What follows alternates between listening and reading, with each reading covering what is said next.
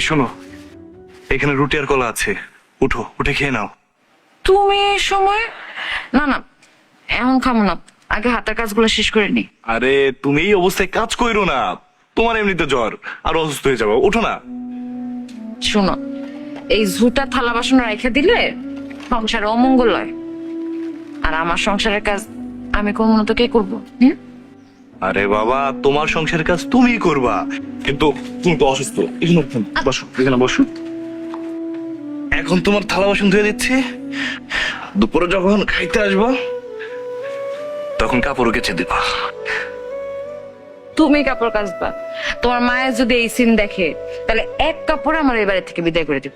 আর রাখো তো মায়ের কথা, মা কখন কি বলে কি করে কিছুই বুঝিনি। আমায় এগুলো খেয়ে নিও।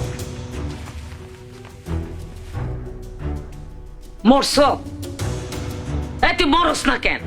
সকাল ধরে খালি প্লেট বাড়ি বাসন দুইতে আসছ কেন রে? কাপড় ধুইবো কে, রানবো কে? অলরেডি আমার মাইয়াটা না খাইয়া কলেজে চলে গেছে।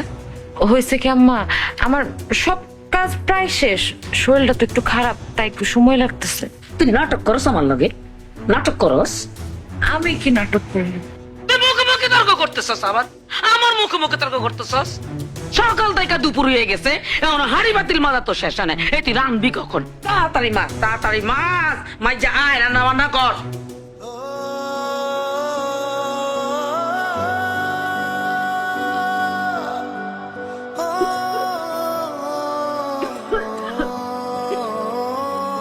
ভাবি, আমি কলেজে যাব, খাইতে দাও।